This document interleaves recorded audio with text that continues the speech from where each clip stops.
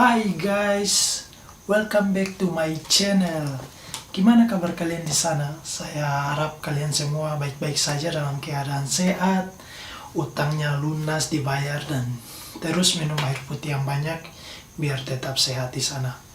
Baik, I want to show something for you in this video mengenai judul yang sudah saya pilih tentang penolakan. Penolakan ini merupakan sebuah kejadian dan peristiwa yang tidak bisa jauh dari kehidupan manusia dan pasti terjadi untuk semua orang. Baik penolakan secara verbal maupun non-verbal itu pasti terjadi. Misalnya seseorang mengalami penolakan dalam lamaran kerja ataupun mengalami penolakan di sebuah lingkungan yang baru dan juga penolakan terkait dengan hubungan asmara dan percintaan, sehingga penolakan ini merupakan hal yang lumrah dan pasti terjadi di dalam kehidupan banyak orang. Nah, pada video kali ini saya akan mengajak kita semua untuk mengenal dan mengetahui bersama apa-apa saja dampak yang akan terjadi tentang penolakan tersebut. Mungkin bagi beberapa orang penolakan merupakan hal yang sangat sepele, tetapi kalau kita mengenal dan mengetahui dampaknya secara mendalam, itu sangat berpengaruh kuat sekali di dalam kehidupan seseorang. Jadi penolakan ini merupakan sebuah kejadian yang bisa menimbulkan luka psikologis bagi diri seseorang. Dan di sini saya mau mengajak kita untuk mengenal bersama-sama dan menyimak video kali ini. Saya harap kita tidak skip, tapi kita ikuti perlahan-lahan karena videonya tidak terlalu panjang ya. Jadi dampak yang pertama yang akan terjadi terkait dengan penolakan yaitu munculnya rasa bersalah. Jadi rasa bersalah ini dia secara alamiah akan muncul di dalam diri seseorang ketika mengalami penolakan. Saya angkat sebuah cerita sederhana. Pada suatu hari ada seseorang yang sedang menunggu bus ketika dia pulang kerja di halte.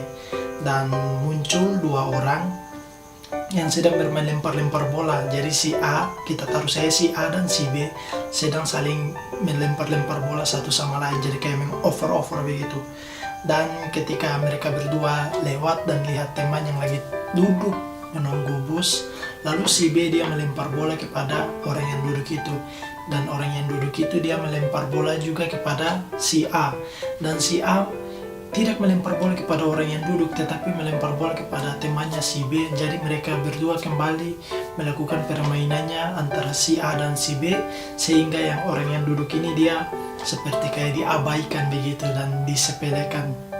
Nah, dari kisah cerita ini mungkin kita dapat belajar bahwa orang yang duduk mungkin bagi dia akan merasa biasa saja, tidak ada reaksi atau respon apapun dari dirinya. Namun ketika dia pulang, percaya atau tidak akan muncul pikiran di dalam diri seseorang yang tadi duduk di halte itu. Dia akan cenderung berpikir, apa yang salah ya sama diri saya sehingga tadi kedua orang itu tidak mau lagi bermain bola bersama saya, saling melempar seperti yang mereka lakukan. Kira-kira apakah lemparan saya kurang baik atau saya kurang terlalu terampil dalam melakukan permainan tersebut. Nah, dari peristiwa atau cerita yang kita dapat pelajari bahwa penolakan itu akan menimbulkan rasa bersalah dan itu akan secara alamiah muncul di dalam diri seseorang. Dan bahkan tidak jarang bahwa banyak orang yang mengalami penolakan dia akan mengalami yang namanya rasa bersalah. Dan kebanyakan kalau kita lihat banyak sekali orang memakai sebuah mekanisme perlindungan diri ketika mengalami penolakan, yaitu dia memanipulasi dirinya. Dan ini sangat disayangkan sekali, memanipulasi dirinya, menipu dirinya, atau cenderung kerap kali orang yang mengalami penolakan adalah orang-orang yang people pleaser atau mencoba menyenangi orang lain, membuat orang lain bahagia, mengiyakan semua yang diinginkan oleh orang lain hanya karena sebuah penerimaan. Jadi penolakan ini sangat mempengaruhi perilaku orang-orang yang tadi awalnya sudah benar dan akhirnya memilih jalan dan cara tindakan yang salah. Nah, maka dari itu dampak pertama yang akan terjadi ketika seseorang mengalami penolakan yaitu munculnya rasa bersalah, dan itu natural, alami, akan terjadi di dalam diri seseorang ketika menghadapi sebuah peristiwa yang berkaitan dengan penolakan. Nah, teman-teman, di dampak yang kedua yaitu seseorang ketika mengalami penolakan, dia akan mengalami yang namanya krisis identitas diri atau hilangnya value dan nilai-nilai identitas di dalam dirinya sendiri. Seperti contoh misalnya, saya tidak menjudge, tapi misalnya saya bukan seorang perokok, namun saya waktu ketika ada di dalam lingkungan kampus dan melihat ada kumpulan orang-orang seniman yang sedang ngobrol santai, dan saya melihat, wah kayaknya mereka asik, dan saya ingin berteman dengan lingkungan tersebut. Namun apakah yang terjadi? Bahwa lingkungan tersebut merupakan orang-orang yang terikat dan kecanduan rokok, dan saya yang tadinya bukan seorang perokok, ketika bergabung dengan lingkungan tersebut, saya ikut menjadi perokok hanya karena sebuah penerimaan. Nah, dari situ kita dapat mengerti dan mengetahui bahwa penolakan akan mempengaruhi perilaku dan tindakan seseorang untuk menjadi salah. Yang sudah tadi saya bilang di awal, yaitu munculnya rasa bersalah dan kehilangan identitas diri mereka. Jadi dia merusak value yang selama ini kita buat, dan penolakan ini sangat tidak bisa kita anggap remeh karena ini sangat mempengaruhi jika dibiarkan begitu saja. Dan bahkan dampak yang ketiga ini juga sangat fatal dan patut kita perhatikan, yaitu munculnya rasa rendah diri dan kurang percaya diri. Jadi orang yang mengalami penolakan cenderung akan mengisolasi diri, menjauhkan dirinya, bahkan tidak mau berinteraksi lagi dengan banyak orang hanya karena tidak mendapatkan penerimaan. Jadi orang yang mengalami penolakan ini sangat mempengaruhi perilakunya, baik kognitif, secara emosi, dan juga tindakan motivasinya itu menjadi menurun.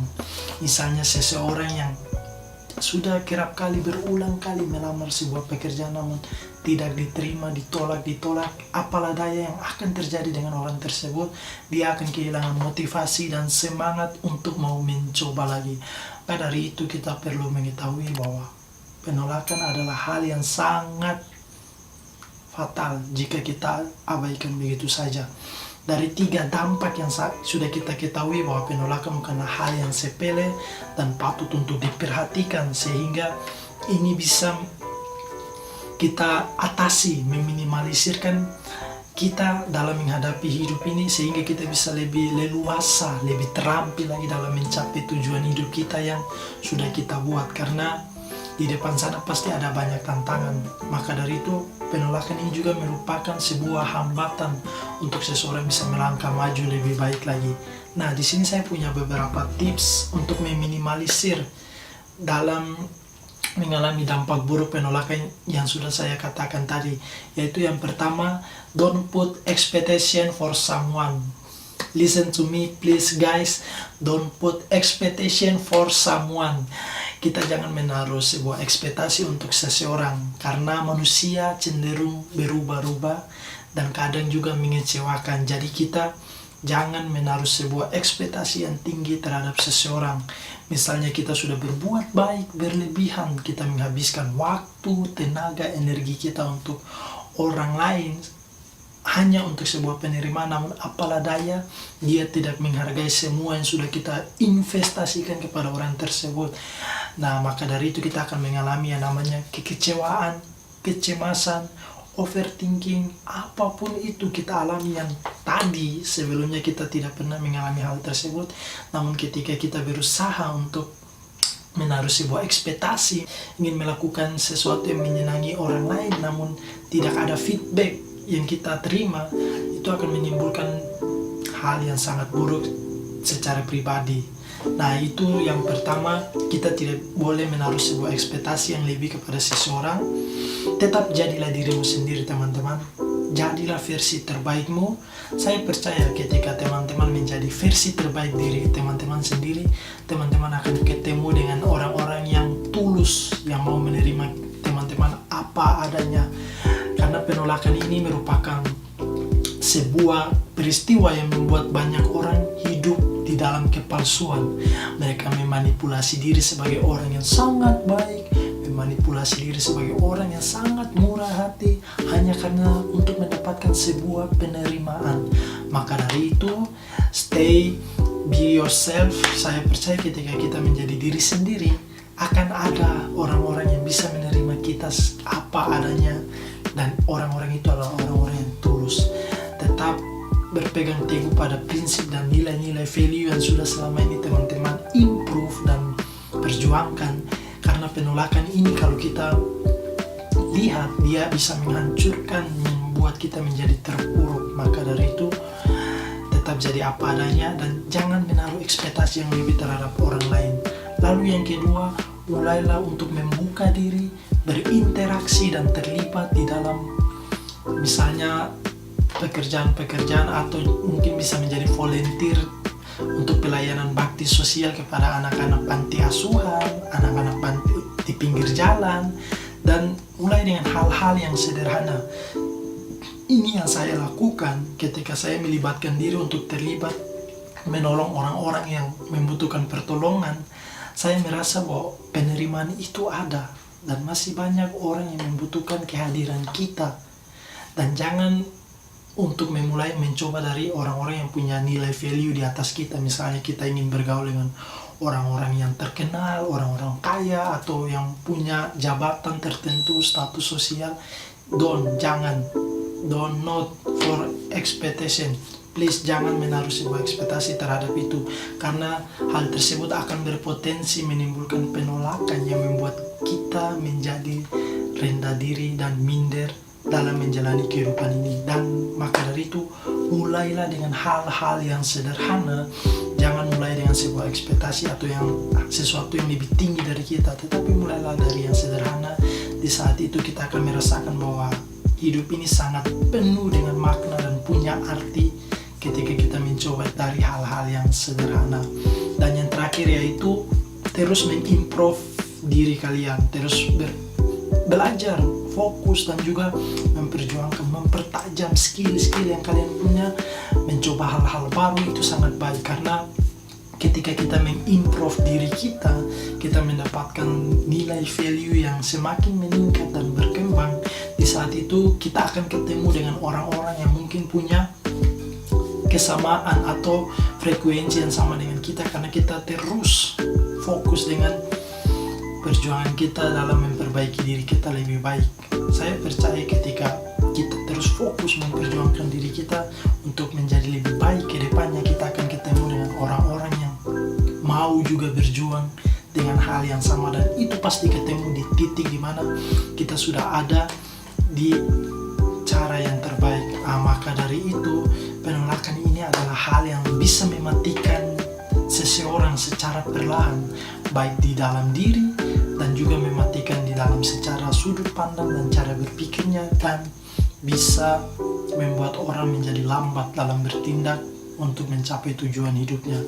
Maka dari itu, tetap semangat teman-teman berjuang. Saya percaya kita bisa melewati ini, peristiwa penolakan ini, mengenai dampak buruk yang sudah kita pelajari, bahwa penolakan ini adalah hal yang tidak bisa dihindari dan pasti terjadi. Namun kita bisa untuk berjuang dan tetap semangat, terus berjuang menjadi yang terbaik dari versi kita sendiri. Dan see you next video. Sehat selalu and God bless you all.